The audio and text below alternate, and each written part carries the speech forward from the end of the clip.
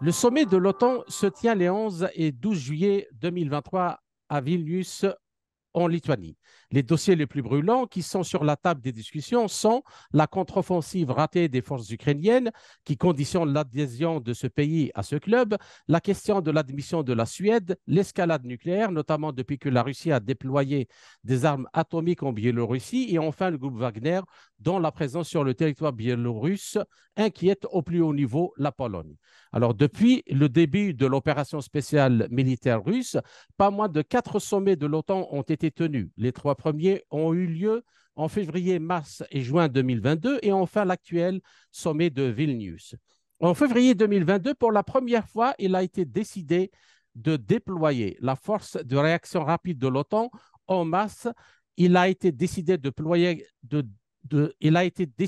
déployer 4 autres bataillons multinationaux en Hongrie, Bulgarie, Roumanie et Slovaquie, en plus de 4 déployés en Pologne et dans les pays baltes, conformément à la décision du sommet de Varsovie en 2016. Enfin, les obligations de dépenses militaires.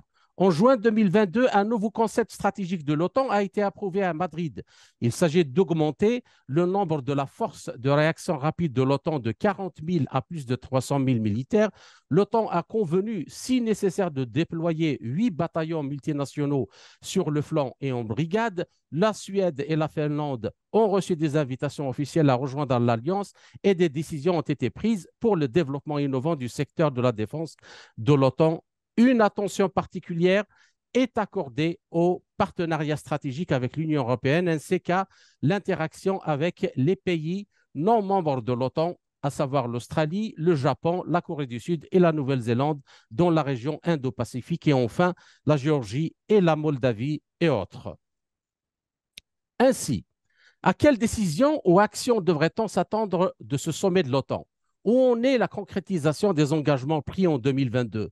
Ce nouveau sommet aura-t-il un impact sur la situation en Ukraine et dans la région Indo-Pacifique? Pour parler de ces questions fondamentales, j'ai le plaisir de recevoir depuis Paris François Asselineau, homme politique français, fondateur et président du parti l'Union populaire républicaine, UPR.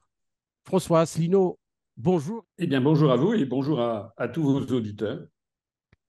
Merci, tout le plaisir est pour nous. Alors, depuis 2006, la référence pour la charge militaire de chaque pays membre de l'OTAN est de 2% du PIB.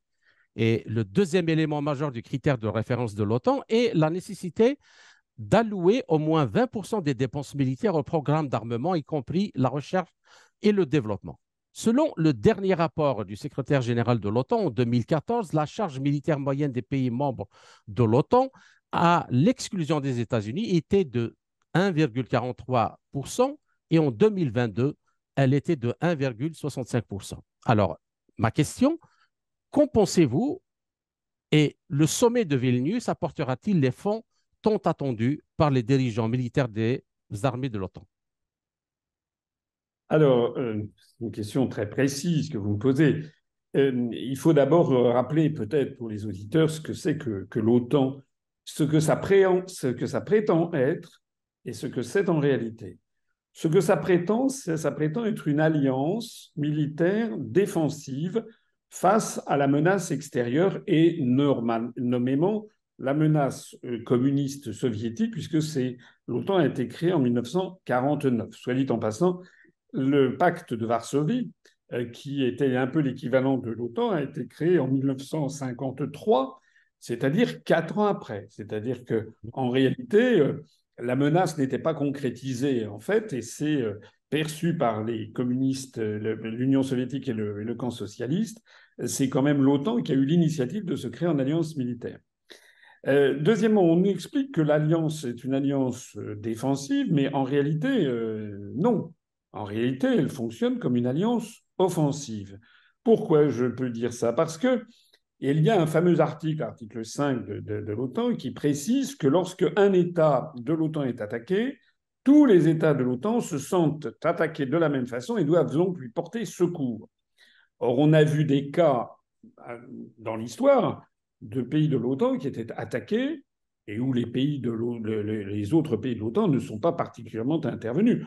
Je pense, alors c'est un peu peut-être perçu comme des détails, mais je pense par exemple à l'Argentine qui attaque les îles Malouines britanniques En Oui, 1982, on n'a pas vu l'OTAN se mettre derrière le Royaume-Uni.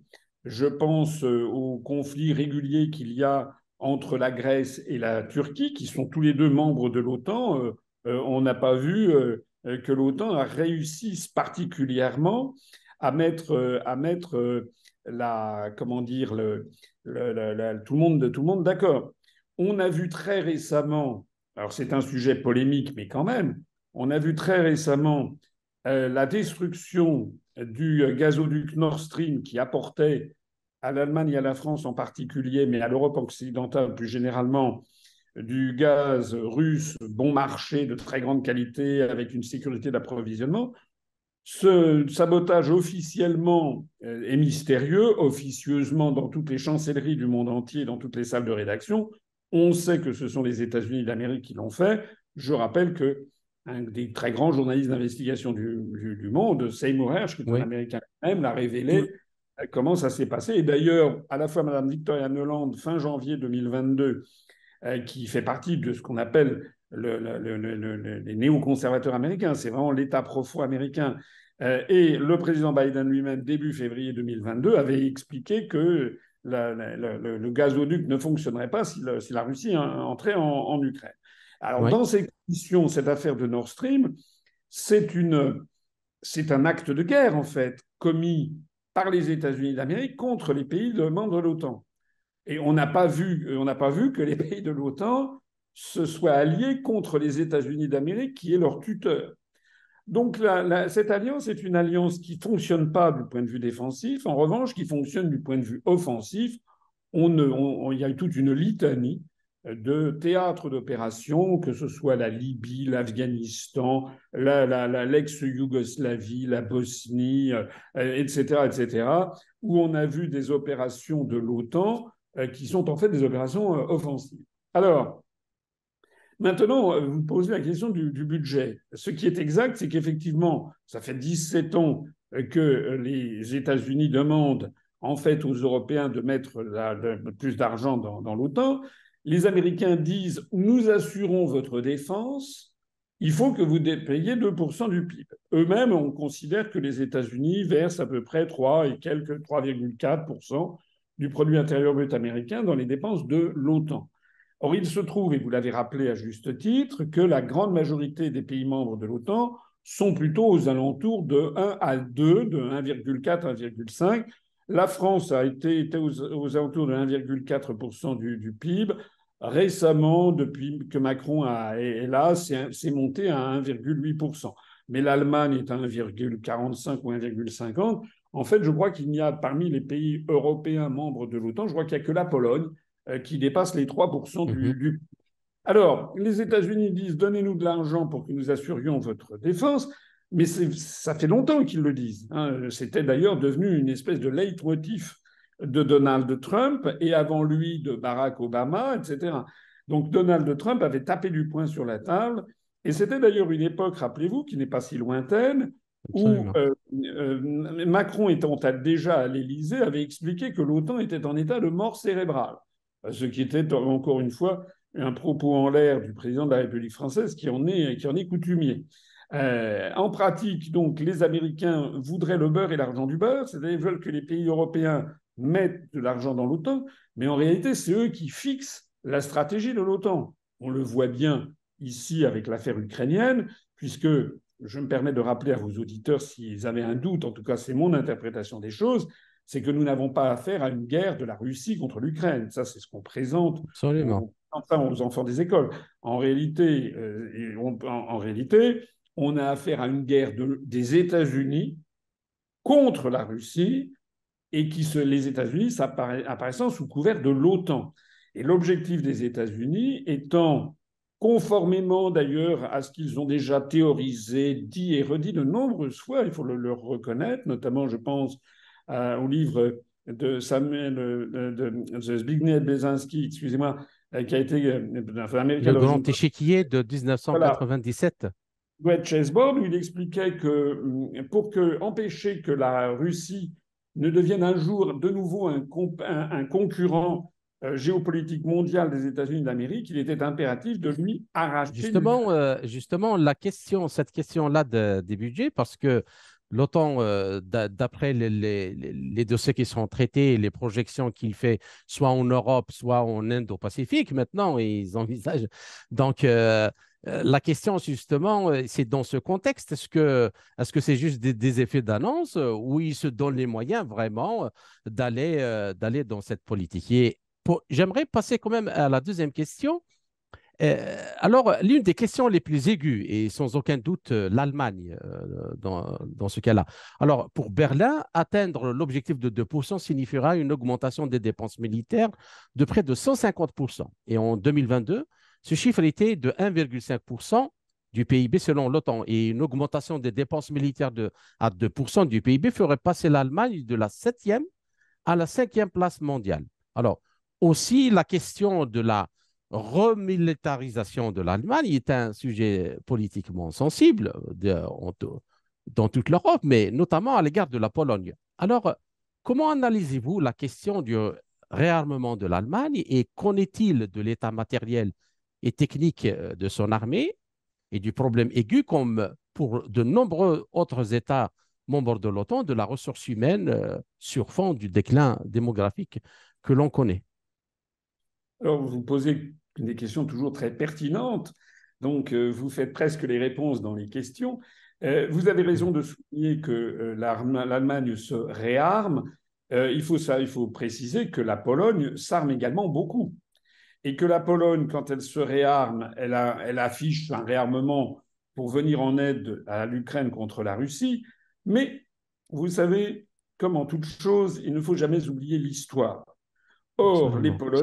Les Polonais se méfient des Russes. Ils ont raison, puisqu'à deux reprises dans leur histoire, mais à trois reprises, ils ont été partagés. La Russie en a pris un morceau, donc ils se méfient de l'ours russe. Mais les Polonais se méfient et tout autant de l'aigle allemand. Puisque, en règle générale, c'est justement les Russes et les Allemands qui se sont partagés la Pologne. Donc, il y a un ressentiment très important des Polonais contre les Allemands. D'ailleurs, les Polonais ont demandé des dommages de guerre à l'Allemagne pour les dommages pour la Seconde Guerre mondiale, qui se chiffrent à un chiffre faramineux Plus de de plus. 1000 milliards, je crois que c'était Voilà, 1400, 1500 comme ça. absolument. Ma mémoire est bonne. Exactement. Donc, ça prouve que l'amitié n'est pas au beau fixe entre Varsovie et Berlin. S'agissant de l'amitié entre la France et l'Allemagne, on vit dans un conte de fées. En France, on nous explique depuis les années 60 qu'il y a un couple franco-allemand formidable qui dirige l'Europe. En fait, c'est faux. Ça fait 16 ans depuis que j'ai créé mon parti politique que j'explique que tout ceci, c'est un narratif, comme on dit maintenant. C'est faux. En réalité, et on le voit en ce moment, notamment vous avez évoqué le rapport de l'école de guerre économique dont on va parler sans doute dans un instant. En Oui. réalité, on voit que l'Allemagne, que les dirigeants allemands n'ont aucune confiance dans les pays du sud de l'Europe. On le voit notamment pour l'affaire de la zone euro. Ont une méfiance atavique contre la France et en fait font prévaloir leurs intérêts nationaux. Alors la question qui se pose en France, en tout cas, c'est que nous avons une classe politique française, excusez-moi de vous le dire comme je le pense, mais c'est une classe Ouais. politique d'une extraordinaire médiocrité en ce moment. C'est-à-dire qu'il y a des gens intelligents en France, comme dans tous les pays du monde, mais en France, il y a quand même des gens qui connaissent l'histoire, la géographie, la défense, la diplomatie, etc. Mais Mhm. tout se passe comme si ces personnes étaient en fait empêchées d'accéder aux responsabilités avec des médias sous influence américaine qui promeuvent des crétins, des imbéciles ou des incompétents ou des malfaisants. Et parmi eux, au premier rang desquels, on a quand même M. Macron, dont la rumeur publique dit que finalement, il est entré à l'élan. On ne sait pas très bien pourquoi, parce qu'il ne savait même pas, paraît-il, lors de son oral, où était la Turquie. Je vous rappelle quand même qu'il avait, quand il était président de la République, il pensait que la Guyane française était une île. Donc, c'est contrairement à une légende, M. Macron est quelqu'un d'extrêmement incompétent. Il s'entoure de personnes incompétentes et notamment de gens qui ne connaissent pas l'histoire. Moi, je suis un amoureux de l'histoire. Je sais que l'histoire, c'est très important pour prévoir l'avenir, parce qu'il y a ce que l'on appelle des modèles, des récurrences historiques qui Ça, permettent. personne ne pourrait vous le nier, monsieur Voilà, ben oui, mais Assis.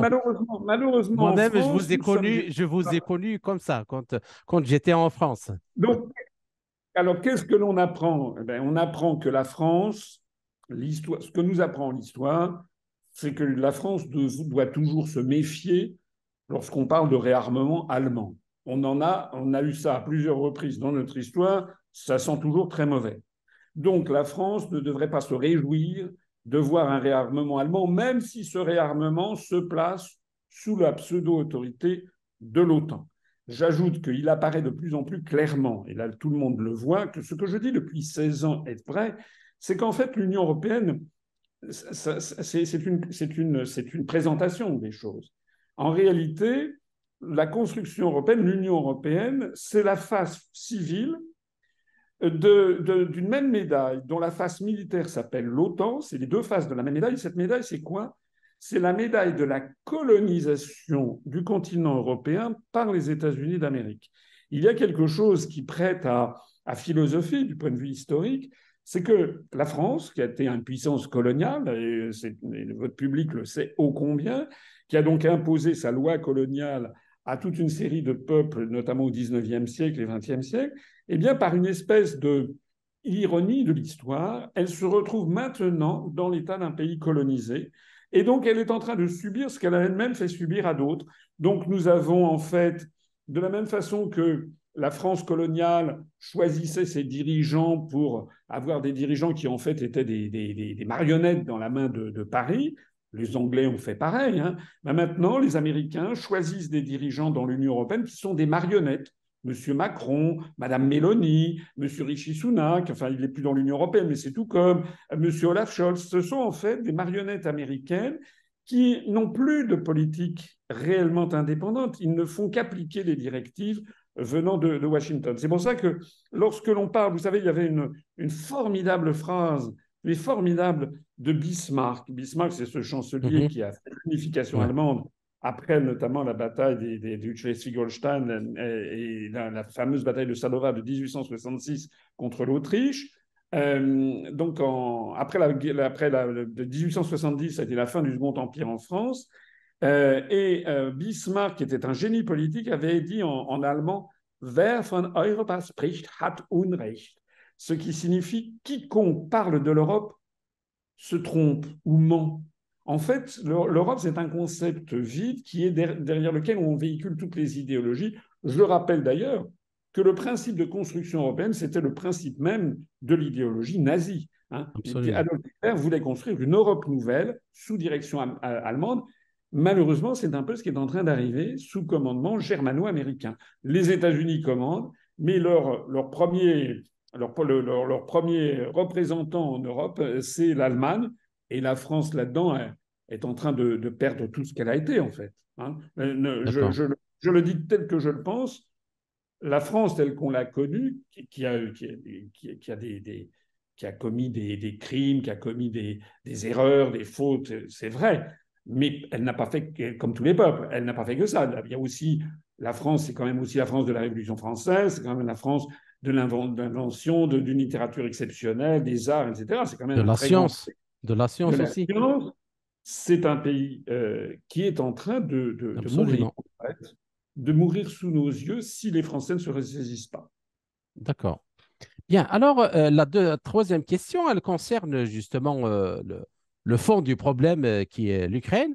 Alors, dernièrement, le comportement des autorités ukrainiennes vis-à-vis des membres européens de l'OTAN est empreint d'une fierté excessivement accrue sur fond de dépendance, il faut le rappeler, totale de l'Ukraine vis-à-vis de l'aide militaire et financière et humanitaire de l'Occident. Alors, la contre-offensive ukrainienne dure depuis un mois, mais sans résultat que Zelensky pourrait exposer et démontrer.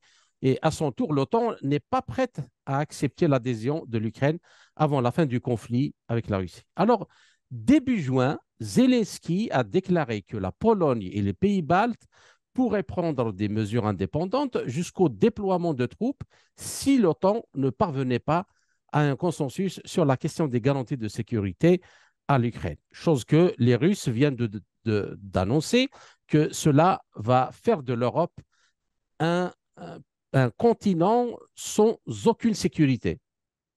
Alors, comment analysez-vous cette déclaration et pensez-vous que l'Ukraine pourrait intégrer l'OTAN à court terme. Et jusqu'à quand l'OTAN va-t-elle continuer son soutien matériel à l'Ukraine alors qu'elle n'a pas déjà assez d'argent pour ses propres troupes? Et a-t-elle encore les moyens pour le faire?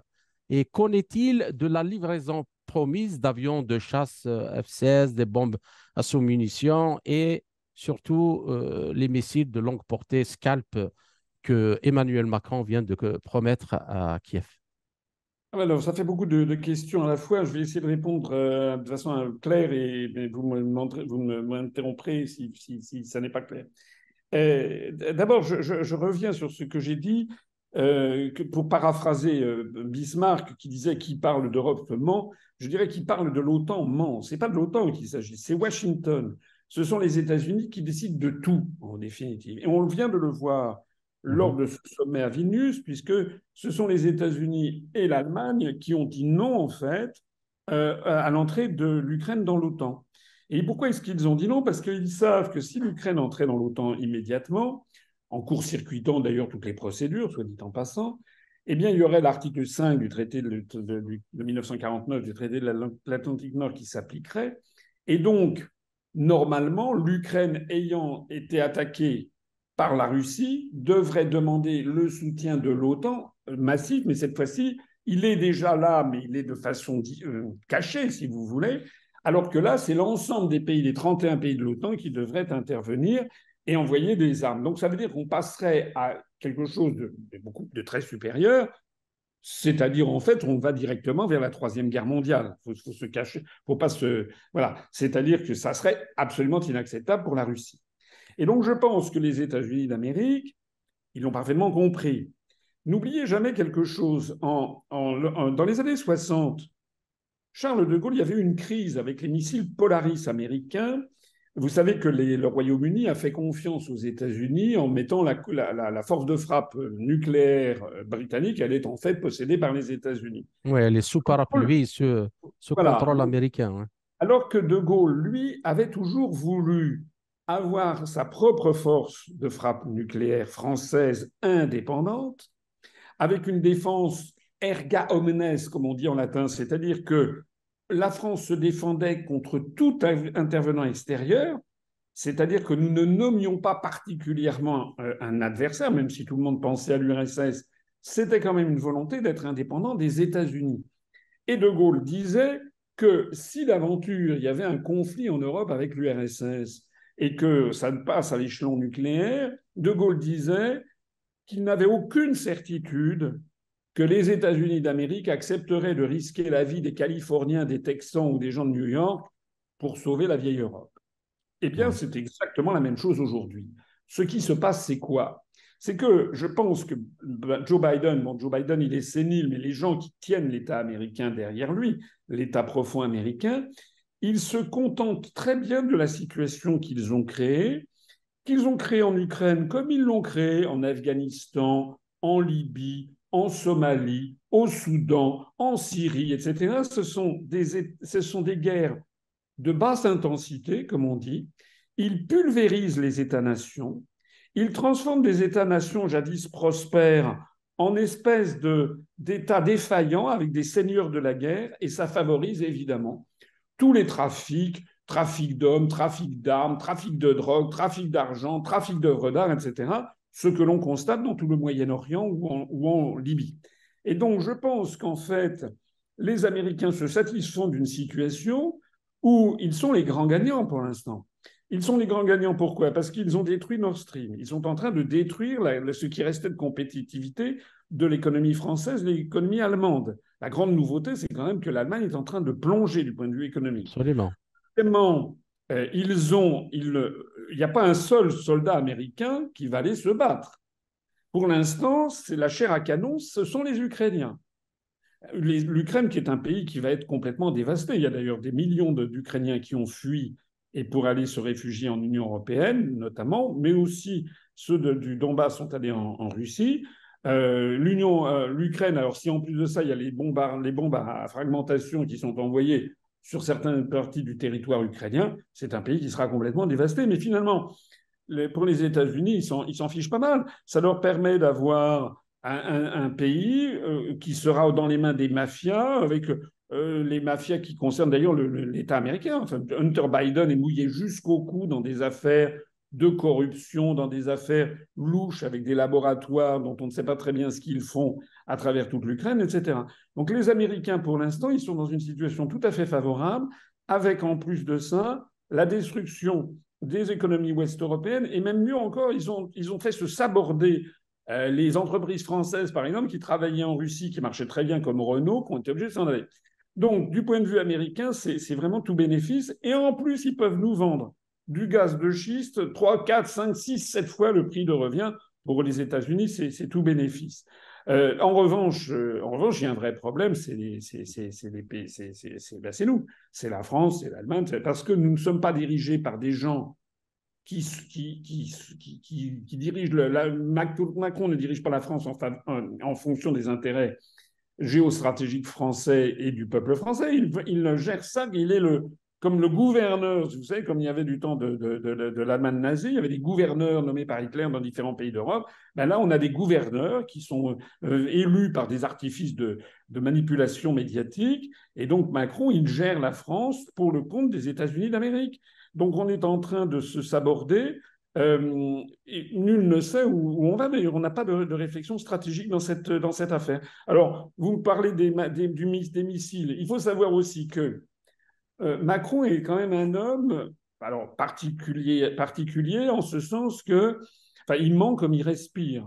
Je veux dire, tous les dirigeants du monde parfois prennent des distances avec la vérité. Ça n'est pas nouveau. Mais lui, ça atteint quand même un sommet. C'est très C'est-à-dire que belle métaphore. Ils Macron est prennent quand des même, distances. Macron est quand même quelqu'un, je pense que c'est même un problème psychiatrique, je pense que c'est quand même quelqu'un qui ne sait, qui vit dans un monde irréel, il ne sait plus où est la vérité.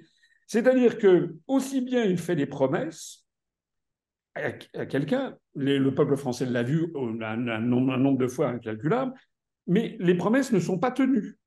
Par exemple, il a promis des blindés à l'Ukraine. On a envoyé des AMX-10 qui, en fait, ne sont absolument pas faits pour ça. Ils sont très mal protégés. Et c'est pas du tout Donc, ce matériel a été détruit très, très rapidement, mais on n'en a pas envoyé beaucoup. Macron a dit qu'on allait envoyer des quantités, des centaines de millions d'euros. En fait, comme on ne les a pas de toute façon, eh bien, ça tarde à venir. Là, il annonce les missiles Scalp, mais un missile Scalp, c'est 850 000 euros. Donc, c'est quand même une somme énorme. 20, ça fait 17 millions d'euros. Alors, évidemment, 17 millions d'euros à l'échelle du budget de la France, c'est pas grand-chose. Mais compte tenu des restrictions budgétaires qui sont absolument draconiennes dans tous les domaines, dans tous les ministères, 17 millions d'euros pour se payer 20 missiles, c'est vraiment jeter de l'argent par les fenêtres. Ça Ouais. risque d'ailleurs de nous valoir une guerre avec la Russie. Et les Français n'ont jamais été consultés d'ailleurs. On n'a toujours pas demandé aux Français, ni même aux députés français, s'ils étaient d'accord ou pas. C'est-à-dire que la situation en France est devenue complètement dysfonctionnelle. Nous, on ne peut plus D'accord. dire qu'on est en démocratie. Et moi, je n'exclus pas que M. Macron, à la fois, dise qu'il va envoyer des missiles, une vingtaine, et en même temps, puisque c'est sa phrase fétiche, il explique par l'intermédiaire de son ministre des Armées eh ben, qu'en fait, on n'en enverra que 2 ou 3. Quoi, voilà.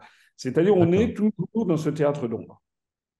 D'accord. Alors, la dernière question de cette première partie, euh, en fait, elle concerne la région Indo-Pacifique. Alors, c'est l'un des points les plus importants sera les décisions et la rhétorique du sommet concernant la Chine dans cette région.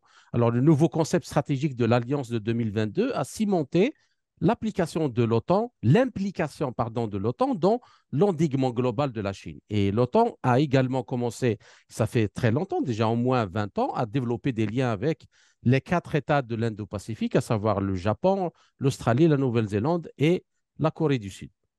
Il y a aussi la France, la Grande-Bretagne et l'Allemagne. Ces pays soulignent leur rôle pour assurer une présence militaire dans la région Indo-Pacifique. Et puis, l'activité dans la région est augmentée par l'Union européenne qui, en 2021, a publié sa stratégie pour la coopération dans cette région sur fond de la formation de l'alliance AUKUS par les États-Unis qui donc relie les États-Unis, le Royaume-Uni et l'Australie. Bien. Alors, ma question, Monsieur Asselineau, les États-Unis, dans ce cas-là, n'essayent-ils pas d'entraîner tous les alliés de l'OTAN dans la défense de leurs intérêts étroits face à la Chine en Indo-Pacifique? Et puis, la question que vous avez déjà évoquée tout à l'heure, est-il juste, voire possible, de faire jouer l'article 5 de l'OTAN dans ce cas, d'autant plus que le Japon, la Nouvelle-Zélande, l'Australie et la Corée du Sud ne sont pas membres de l'Alliance en cas de conflit entre les Américains et les Chinois dans cette région. Ben écoutez, oui, je suis évidemment d'accord avec ce que vous dites et en phase avec vos interrogations. On voit bien que l'OTAN, je l'ai dit tout à l'heure, parler de l'OTAN, c'est en soi déjà presque un mensonge, c'est un paravent, c'est un faux-nez, pour ne pas dire Washington. C'est une alliance, prétendument une alliance militaire défensive, où les États-Unis seraient tel le père Pélican donnant de sa nourriture, s'ouvrant le ventre pour donner à manger à ses enfants. Ça, c'est la présentation que les Américains font pour soutenir les pauvres alliés européens. En réalité, c'est une alliance offensive destinée à défendre bec et ongle les intérêts géopolitiques nationaux américains. Alors, après la Seconde Guerre mondiale, le danger essentiel dans le monde, c'était la puissance soviétique. La Chine, qui à partir de 1949, d'abord elle était en guerre civile après la guerre, et puis après 1949, elle bascule dans un régime communiste qui va entraîner des centaines de milliers de morts et puis vraiment une situation économique désastreuse. Donc la Chine n'est pas un concurrent géopolitique. L'Inde, qui sort de la colonisation, est perclue par ses problèmes intérieurs. Ça n'est pas un concurrent géopolitique.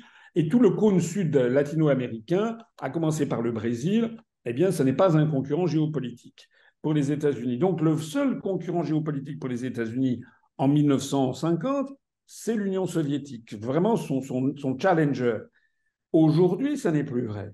Aujourd'hui, ça n'est plus vrai parce que les Américains, d'une part, mais l'ensemble du G7 plus généralement, en termes démographiques, vous avez parlé de démographie tout à l'heure, vous avez 1000 fois raison parce que c'est un sujet fondamental, la démographie. Hein. C'est la base, la mère de toutes les évolutions. Donc en termes démographiques, le G7 ne cesse que de baisser en pourcentage de la population mondiale, mais aussi en termes de PIB. Hein, on avait en 1945 ou 1949 le PIB de ce qui est aujourd'hui le G7. Hein, même pas d'ailleurs, c'est même pas 1949, c'est dans les années même 1980 ou 70. Ce qui est aujourd'hui le G7, c'était à peu près 50% du PIB Presque, mondial. ouais, ouais, c'est ça. Voilà, on était à peu près à ça, alors que ce qui est aujourd'hui le PIB des BRICS, c'est Brésil, Russie, Inde, Chine et Afrique du Sud, devait être quelque chose comme environ 15%. Vous savez qu'en 2018-2019, maintenant, le PIB cumulé des BRICS a dépassé celui du G7 qui est en plein déclin. Donc aujourd'hui, le pourcentage du PIB mondial réalisé par le G7, ça doit être quelque chose que de l'ordre, c'est en dessous de 20%, alors que les BRICS sont dépassés. Et donc, pour les États-Unis, il y a des concurrents géopolitiques qui sont apparus. Le Brésil et l'Afrique du Sud, ce sont les moins dangereux, on peut dire, pour lui. Mais l'Inde, c'est le pays du monde le plus peuplé, le pays le plus peuplé du monde. Et puis, bien entendu, la La Chine. Russie et bien entendu la Chine. Voilà. Et ça, la Chine, il y avait des rapports. Vous savez, la CIA publie chaque année un rapport annuel sur l'état du monde, et ça fait au moins 20 ou 30 ans, ou 20 ans que la CIA, excusez-moi, tire la sonnette d'alarme sur le fait que la Chine est le seul problème fondamental pour les États-Unis. Ils ne voient pas comment damer le pion. Les États-Unis, ils ont pour objectif de diviser pour régner, donc ils essaient de mener une stratégie de destruction des États, comme je l'ai dit tout à l'heure, s'agissant de la Russie ou de la Chine, de les morceler. Donc ils promeuvent des mouvements indépendantistes, par exemple en Russie, mais par exemple aussi en Chine avec le Xinjiang, les Ouïghours, les Tibétains, la Taïwan, etc. Ça, c'est la stratégie américaine. Mais évidemment, là, ils se heurtent à quelque chose d'extraordinairement difficile parce qu'ils ont affaire aux stratèges chinois. S'agissant de la France, nous devrions vraiment être fidèles à l'héritage que nous avait laissé De Gaulle, c'est-à-dire quitter l'OTAN, hein, ne plus être assujetti à la domination américaine et représenter un autre Occident, l'Occident qui n'est pas l'Occident anglo-saxon, mais qui est un Occident qui se tourne et qui est le porte-parole de la liberté des peuples et des nations, c'est-à-dire renouer avec les plus grands moments de l'histoire de France, en fait. En juin, l'École de guerre économique de Paris a publié un rapport intitulé Rapport d'alerte, ingérence des fondations politiques allemandes et sabotage de la filière nucléaire française. Ce document détaille la politique d'influence allemande pour amputer l'économie française de son avantage comparatif le plus stratégique, jouant sur l'inculture scientifique et technologique aussi bien des dirigeants que de pans entiers de la population, selon bien sûr ce rapport. Alors, sans ménagement, les rédacteurs du rapport dénoncent la politique énergétique de l'Allemagne qui use de son influence au sein de la Commission européenne pour avantager ses intérêts au détriment des partenaires européens, notamment la France.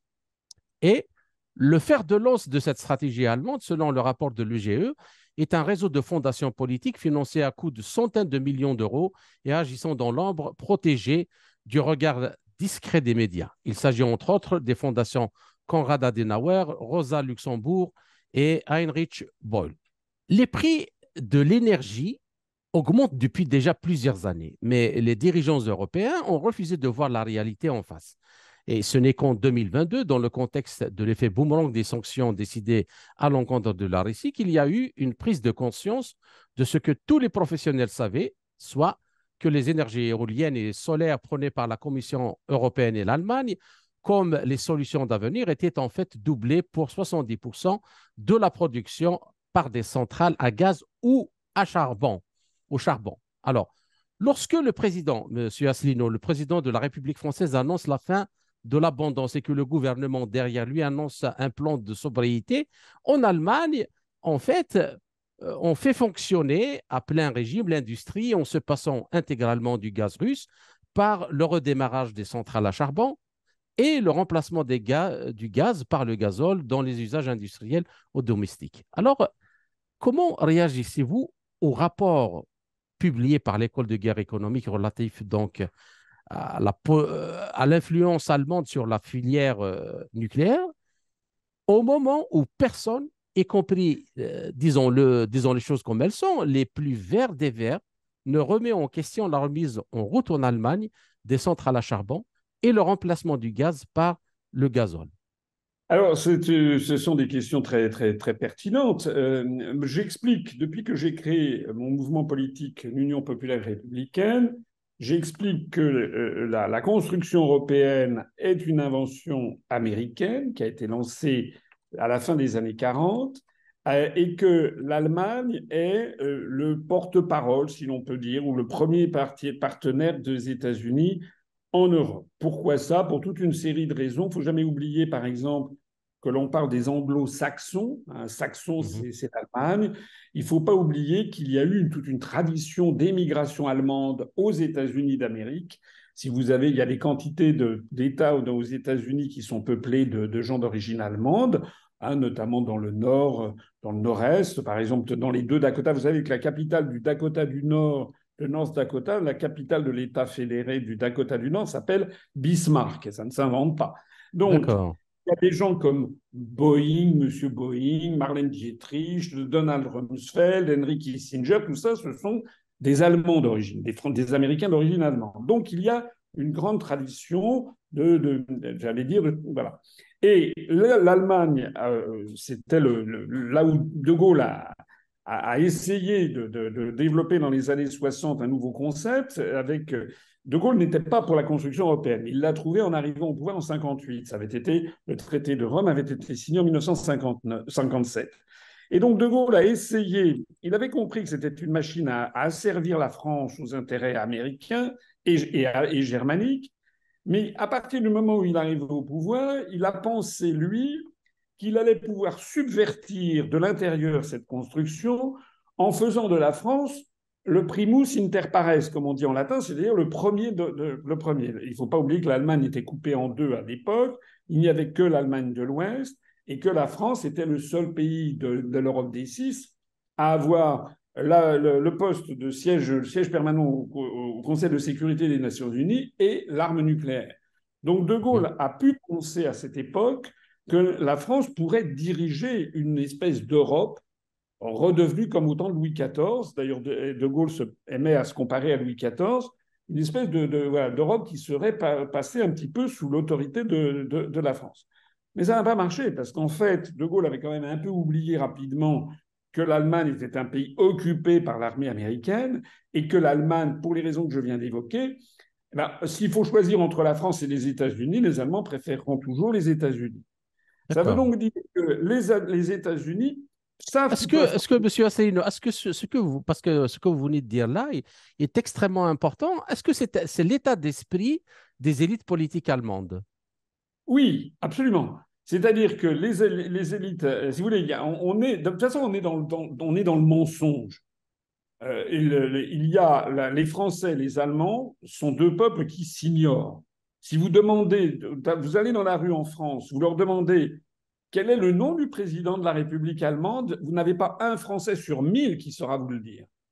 Alors il est vrai qu'il a des fonctions de représentation, mais il n'y a pas un. Si vous demandez aux Français quel est le nom du ministre des Affaires étrangères allemand, ils ne sauront pas. Si vous leur demandez où est le land de Sachsen-Anhalt ou bien où est le land je ne sais pas, du Bade-Württemberg, les Français ne le sauront pas. Donc on est et l'apprentissage de l'allemand en France s'effondre et l'apprentissage du français en Allemagne s'effondre. Ce sont deux pays qui s'ignorent. Et on a vécu dans un narratif du temps de Gaulle qui était suite au traité de l'Élysée de janvier 1963. On a expliqué aux Français qu'on était en train de bâtir le couple franco-allemand. Mais j'ai eu l'occasion de le mesurer à de nombreuses reprises et de l'expliquer dans mes conférences. Le couple franco-allemand, pour former un couple, je vais vous surprendre, mais pour former un couple, il faut être deux. Hein. Et donc, Absolument. en France, pendant des années, on a parlé du couple franco-allemand, mais en Allemagne, on ne parlait jamais du couple allemand-français, jamais. Eux, au contraire, ils ont bâti une stratégie qui a d'ailleurs été portée sur les fonds baptismaux en 2006 du temps de l'ancien chancelier Schröder avant Angela Merkel, confirmé par Angela Merkel, c'est l'alliance germano-américaine pour le XXIe siècle. Donc pour les Allemands, le partenaire stratégique fondamental, ce n'est pas du tout la France, ce sont les États-Unis d'Amérique. Donc quand on parle de couple franco-allemand, c'est un mensonge. Alors, ce qu'il faut savoir aussi, si vous me le permettez, enfin, ce sont Mais mes bien sûr. analyses, on est libre de les partager ou pas, mais comme je vous l'ai dit, je suis un amateur de l'histoire, mais aussi des grandes civilisations du monde. Et il faut savoir qu'en Europe, les peuples sont extraordinairement différents, ils ont des langues très différentes, des religions différentes, ils ont une histoire différente. Et les pays du sud de l'Europe, les pays latins, comme on dit, comme le Portugal, l'Espagne, la France, l'Italie, ont été colonisés par l'Empire romain. Ils ont des langues latines.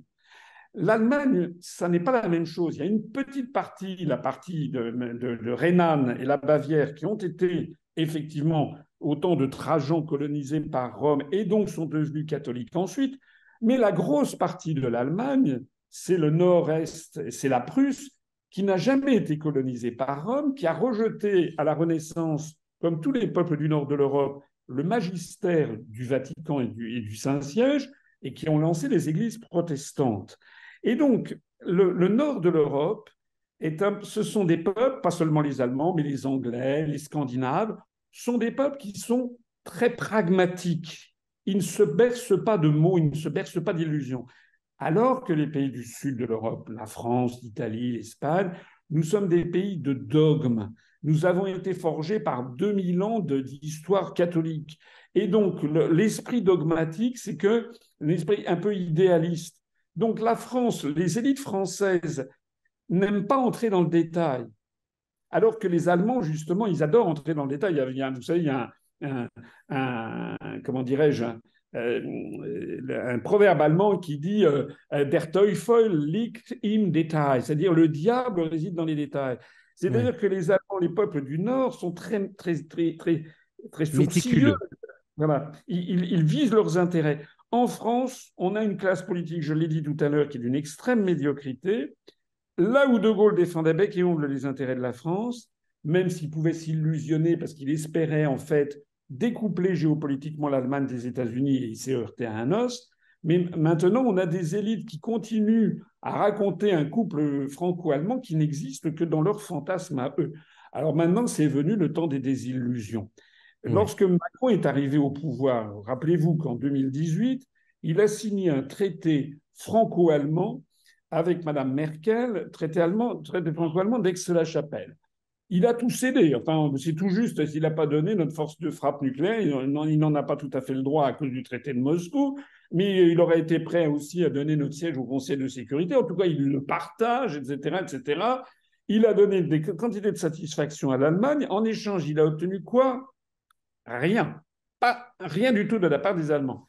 Et là, on est en train de découvrir, et vous avez mille fois raison de le dire, eh bien que sur cette question énergétique, les Allemands ont une stratégie extrêmement rusée et perfide pour détruire les atouts que nous avait laissés et que nous avait laissé De Gaulle, au premier rang desquels, justement, l'électricité, Mhm. l'énergie nucléaire qu'avaient bâti à la fois De Gaulle, Pompidou et Giscard. Il faut savoir quand même que nous étions devenus, dans les années 90 du XXe siècle, Framatome damait le pion à Westinghouse. Moi, quand j'étais aux affaires, j'étais allé en Chine négocier.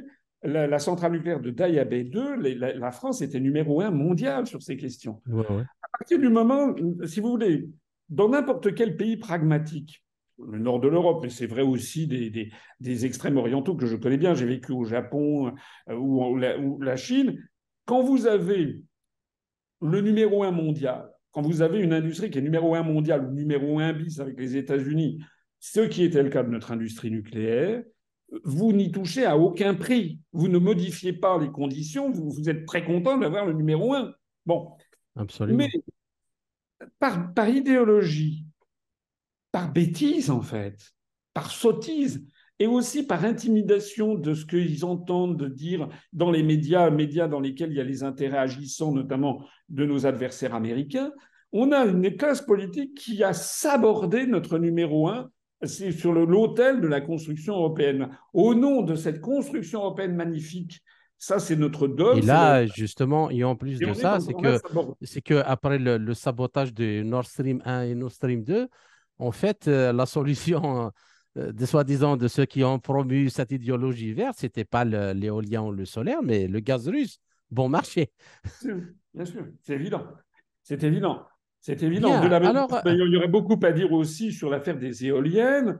Je rappelle quand même que Macron, quand il est arrivé à l'Élysée, la première chose qu'il a faite, c'est de fermer la centrale nucléaire de Fessenheim en Alsace, au motif qu'elle était un peu obsolète. Ça, c'est dû au fait qu'on n'a pas consacré l'argent nécessaire, parce que vous savez, ce qu'on appelle la gestion de bon père de famille, vous savez, par exemple, si vous avez une maison, vous savez qu'il faut que chaque année, vous dépensiez de l'argent pour la toiture, pour ci, pour ça. Si vous ne dépensez rien, il ne se passe rien pendant 20 ans, et puis au bout de la 21e année, vous avez la toiture qui s'effondre.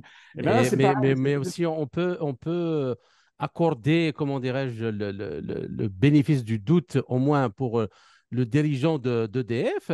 Quand un président lui dit que en 2030, on doit fermer 50% des centrales nucléaires, un bon dirigeant, il n'investit pas de l'argent dans des centrales qui sont fermées.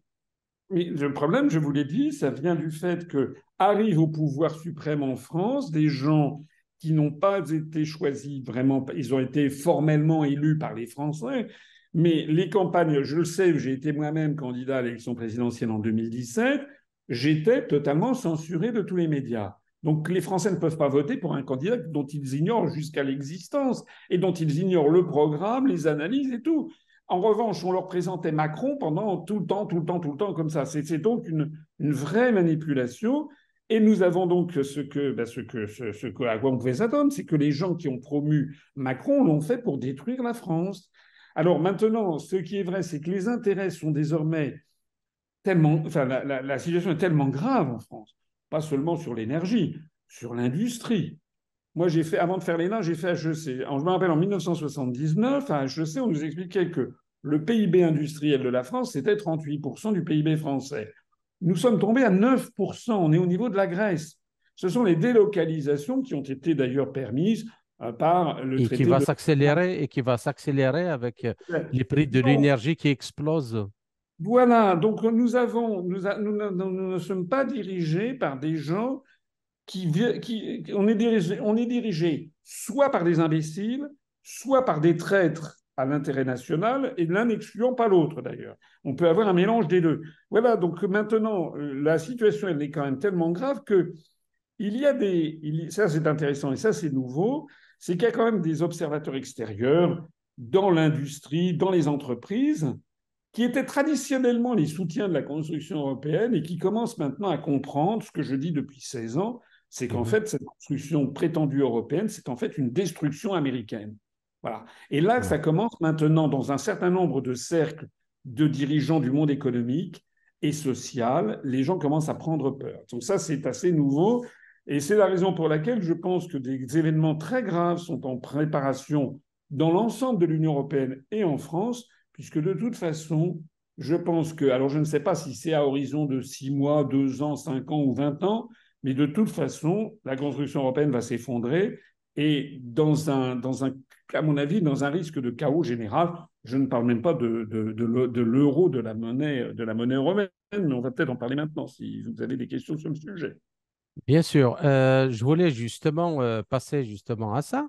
Alors, le manque d'énergie et la hausse vertigineuse des prix qui l'engendre en particulier, d'ailleurs, vous avez un petit peu effleuré le sujet, dans le cadre du marché européen régi par l'AREN, accélère encore le processus de désindustrialisation de la France, mais de toute l'Europe, y compris l'Allemagne, faisant augmenter la misère et le chômage, notamment auprès des jeunes, et remet en cause la sécurité et la paix sociale. Alors, moi, ma question, est-ce que maintenant que nous avons un peu fait le tour, l'OTAN, l'Europe, le rôle de l'Allemagne, pensez-vous que le projet européen, au moins dans son édition actuelle, est encore viable, c'est-à-dire dans son aspect monétaire avec l'euro, la sécurité avec l'OTAN. Et est-ce que la situation actuelle vous conforte dans votre position que vous avez tenue très longtemps sur la question du Frexit? Oui, bien sûr. Bien sûr. Si vous voulez, moi, je ne, je suis entré en politique assez âgé, hein. Je n'avais pas envisagé de faire de la politique. J'avais fait l'ENA pour être haut fonctionnaire. J'ai été dans des cabinets ministériels dans les allées du pouvoir, aussi bien j'ai vu de près François Mitterrand que j'avais accompagné lors d'un voyage officiel en Corée et au Kazakhstan. J'avais accompagné Édouard Balladur dans un voyage officiel en Arabie Saoudite et Jacques Chirac dans de nombreux voyages en Chine, au Japon, en Asie du Sud-Est, dans l'Amérique latine, etc. Donc j'ai vu de mes yeux vus, au long des années 90, les années du pouvoir. Et j'en suis sorti effrayé.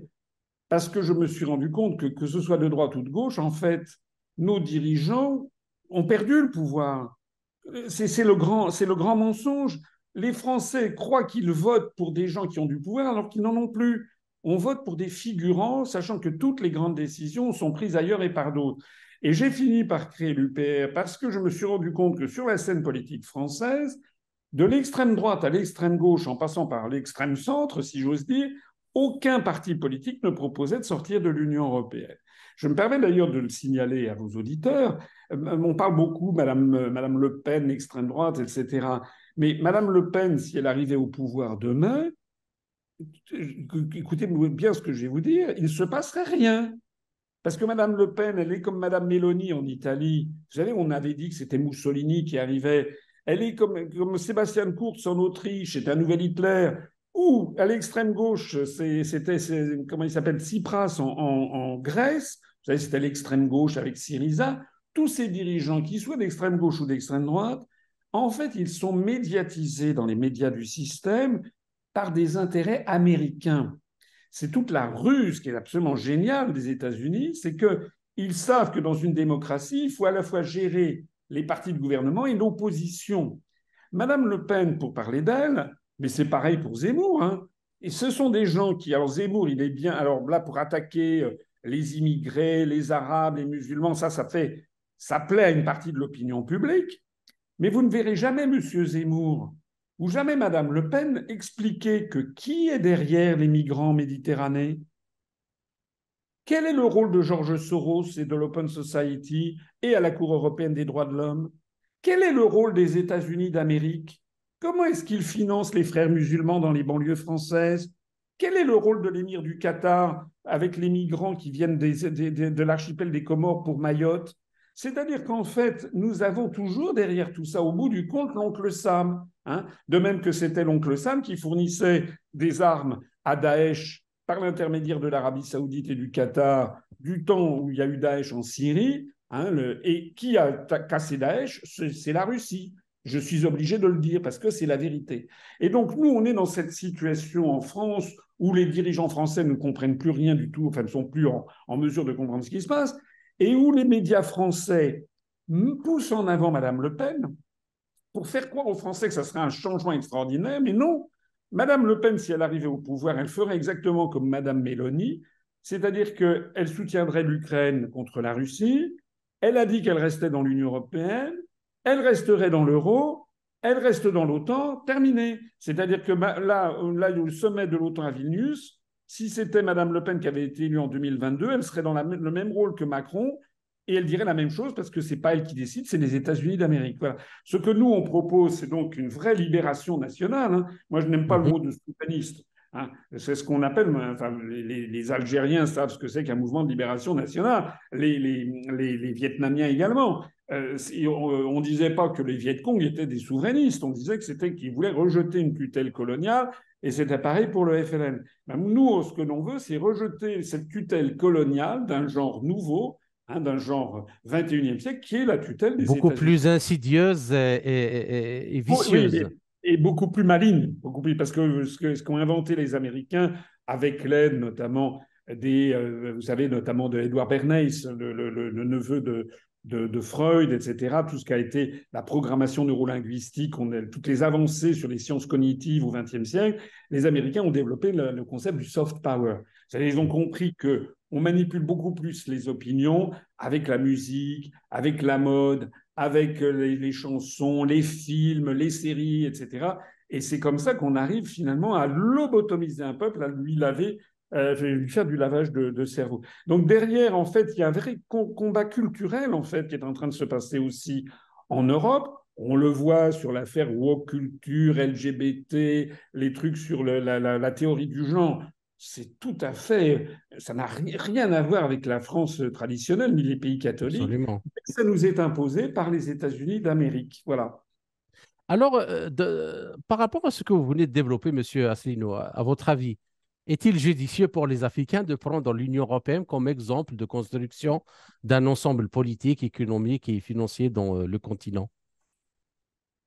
Vous savez, moi je suis comme De Gaulle qui disait il faut marcher droit vers la vérité, et la vérité, c'est la souveraineté nationale.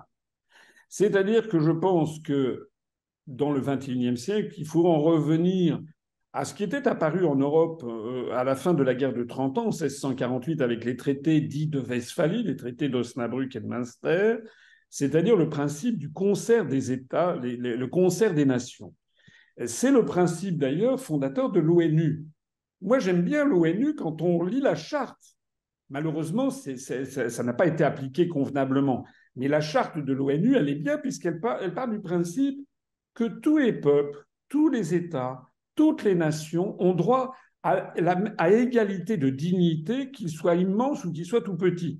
C'est d'ailleurs ce que j'insiste sur le fait que la Chine aime beaucoup appliquer ce principe. Vous verrez toujours le président chinois, quel qu'il soit, qui accueille avec la même déférence, le même cérémonial, aussi bien le président des États-Unis d'Amérique ou le président de la Russie que le roi du Tonga, un tout petit État, vous savez, dans le Pacifique Sud. Voilà, donc ça, c'est très important. Moi, je suis favorable à ça, cette égalité de dignité. Moi, je pense que à partir du moment où vous avez... Alors ça, c'est un organe qui est un organe international. Il faut bien faire la différence entre international et supranational. International, ça veut dire que des États se réunissent entre nations pour convenir de coopération. Moi, je suis Absolument. pour. Hein, par exemple, Airbus, c'est un truc qui est une coopération internationale. C'est-à-dire qu'il y a d'ailleurs dans Airbus, on ne le dit pas assez souvent, mais les États-Unis, la Russie, le Japon, la Chine interviennent dans la fabrication d'Airbus, de la même façon d'ailleurs que vous avez des entreprises françaises qui interviennent dans Boeing. Hein. Donc, ce sont des coopérations internationales. Moi, j'y suis favorable parce que c'est bien d'être en contact avec l'ensemble du monde, de nouer des coopérations, des liens d'amitié, de compréhension mutuelle, etc. Le principe supranational, qui est celui de la construction européenne, c'est différent. Le principe supranational, il part du principe qu'à partir du moment où le Portugal est frontalier de l'Espagne, qui est frontalière de la France, qui est elle-même frontalière de l'Allemagne, elle-même frontalière de la Pologne, frontalière de la Lituanie, de la Lettonie, de l'Estonie et de la Finlande, que par cette succession de contiguïtés géographiques, il faudrait que le Portugal et la Finlande fassent tout ensemble tout le temps. C'est de la folie. C'est comme si vous habitiez, par exemple, dans un immeuble avec 27 appartements, puisqu'il y a 27 États dans l'Union européenne, et que vous décidiez d'enlever les portes et les fenêtres, de vivre comme une communauté hippie, de partager vos budgets, de partager toutes vos vacances, etc. Vous savez comment ça se termine? Ça se termine toujours très mal, tout le monde s'engueule à la fin. Eh bien, c'est ça, si vous voulez, c'est que la France, elle a des intérêts à défendre avec l'Allemagne, c'est vrai. Elle a des intérêts avec l'Italie, mais la France, elle a des intérêts avec la Russie, elle a des intérêts avec le Japon, elle a des intérêts avec l'Algérie, elle a des intérêts avec les pays du Maghreb. Et ô combien nous avons énormément de ressortissants de Français d'origine du Maghreb ou d'origine des pays d'Afrique noire qui sont en France. Donc nous avons des liens, à mon avis, beaucoup plus importants d'ailleurs avec ces pays que nous en avons avec l'Estonie, la Lettonie. Mais les Français ne savent même pas où c'est. C'est pour vous dire. Donc on est dans un système qui est un système artificiel, la construction européenne, et qui a été conçu à Washington et qui nous force à des amitiés factices.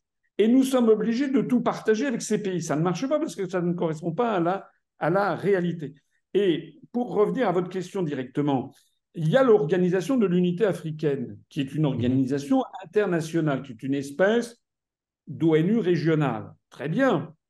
Mais personnellement, si j'avais un conseil à donner, c'est que n'imitez surtout pas la construction européenne. Imaginez, est-ce que vous pensez que ce serait imaginable que les 27 pays d'Afrique de l'Ouest, depuis le Maghreb jusqu'à la Côte d'Ivoire, essayent de faire une fédération et vous auriez donc, par exemple, les Algériens ou les Marocains qui seraient obligés d'appliquer des directives qui seraient pondues par une majorité de commissaires qui seraient des commissaires africains venus, je ne sais pas, de la Sierra Leone, du Gabon, du Niger et autres, et qui se réuniraient dans une commission qui se tiendrait à Yaoundé et qui ferait ça pour... Vous imaginez? Enfin, je pense que ça ne marcherait pas.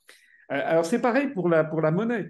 La monnaie, actuellement, nous sommes dans une situation qui est absurde, parce que le franc CFA présente beaucoup d'inconvénients. J'ai d'ailleurs toujours, pour ce qui me concerne, que si nous parvenons au pouvoir, nous aiderons les pays d'Afrique qui le souhaitent à sortir du franc CFA, s'ils le souhaitent. Bon, ça n'a pas eu que des inconvénients pour les pays d'Afrique eux-mêmes. Dans un premier temps, au moment des décolonisations, ça a permis de voir ce que c'était qu'une banque centrale, etc. Mais maintenant, c'est perçu par beaucoup de pays d'Afrique, beaucoup de jeunes en Afrique, comme une monnaie néocoloniale, ce qu'elle est en fait. Et donc, je pense qu'il faut que l'on aide à ça. Mais la situation, elle est pire que jamais parce qu'en fait, ce n'est plus avec le franc maintenant que c'est le avec CFA, l'euro. c'est avec l'euro. Or, l'euro, c'est une espèce de Deutschmark caché. Donc, en fait, le prix le CFA dépend de la bonne santé de l'économie allemande, fondamentalement. Enfin, ça ne va pas. Si d'aventure il y avait une monnaie comme les BRICS ou autres, Ouais. le même phénomène se produirait. Je déconseillerais personnellement aux pays d'Afrique de vouloir se coller à une grande monnaie plurinationale parce que, au bout du compte, il faut qu'une monnaie soit compatible avec une compétitivité d'un pays et avec une solidarité nationale. Parce que si vous avez la même monnaie, vous êtes obligé de partager une solidarité. Et dans tous les espaces monétaires uniques, les zones riches doivent payer pour les zones Non, mais, pauvres. les BRICS, ils parlent de monnaie commune, pas de monnaie unique, pour Alors, pour l'instant. l'instant, voilà, c'est une monnaie commune, mais je vous ferai remarquer, alors ça c'est un vaste débat, mais même en France, enfin en Europe, il y a beaucoup de gens qui parlent de monnaie unique, mais en fait, ça n'est pas une monnaie unique. Hein. L'euro est une monnaie commune, mais ça, Ce sont des questions techniques qu'on pourra évoquer une autre fois. Si c'était une monnaie unique, il n'y aurait plus de banque centrale nationale en France, en Allemagne, en Grèce. On n'aurait plus qu'une seule banque centrale européenne et toutes les dettes seraient mutualisées. Or, c'est justement ce que les Allemands n'ont pas voulu, puisque les Allemands, je le disais tout à l'heure, se méfient des pays du Sud. Ils les appellent les pays, les pigs, Portugal, Italie, Spain. En anglais, ça veut dire les cochons. Bon, ils les ont appelés le Club Med. C'est comme ça que les Allemands parlent des pays méditerranéens. Donc, le problème, c'est que les Allemands n'ont pas voulu supprimer la Bundesbank. Ils n'ont pas voulu supprimer. Donc, on a gardé toutes les banques centrales nationales. C'est pour ça que on pourrait sortir facilement de l'euro. Bon, il y aurait de la spéculation à la baisse ou à la hausse de certaines monnaies, bien sûr. Mais tout l'appareil technique est derrière, puisqu'en fait, quand vous avez des créances en France sur un compte en France, c'est une créance sur la Banque de France. Donc, la monnaie française continue d'exister, mais elle s'appelle l'euro comme toutes les autres monnaies, d'un point de vue juridique. C'est un peu compliqué à expliquer. Mais retenez ça, c'est que si les Africains, à mon avis, si vous avez un avis à formuler, si les peuples d'Afrique veulent s'émanciper du franc CFA, ce que je comprends, puisque nous, on veut s'émanciper de l'euro, donc je ne vais pas dire le contraire, si les pays d'Afrique veulent s'émanciper du franc CFA, je leur conseillerais d'avoir leur monnaie nationale. Voilà, leur monnaie nationale qui est conforme à leurs intérêts nationaux, ce qui ne veut pas dire qu'il ne peut pas y avoir de coopération, par exemple, comme on avait en Europe le serpent monétaire, c'est-à-dire que on se concertait entre les autorités monétaires de différents pays pour qu'il n'y ait pas de variation de change importante, mais c'est quand même fondamental, à mon avis, d'avoir sa monnaie nationale, puisque une monnaie, c'est un peuple et une nation. On trouve cet enseignement dans l'Ancien Testament, dans le premier livre des Maccabées. J'ai fait une conférence là-dessus. Monsieur Asselineau, je vous remercie pour cet entretien passionnant et riche en informations. J'espère que nous avons réussi à poser cette grave problématique de sécurité, de développement dans le monde, dans ce magma-là de globalisation et comment y faire face et comment revenir à des sociétés plus souveraines dans le cadre que vous avez déjà évoqué, qui est celui du traité de Westphalie de 1646. Alors, j'espère vous retrouver dans les quelques semaines à venir dans un autre entretien pour traiter d'un autre sujet. Merci encore une fois et à très bientôt. Merci beaucoup.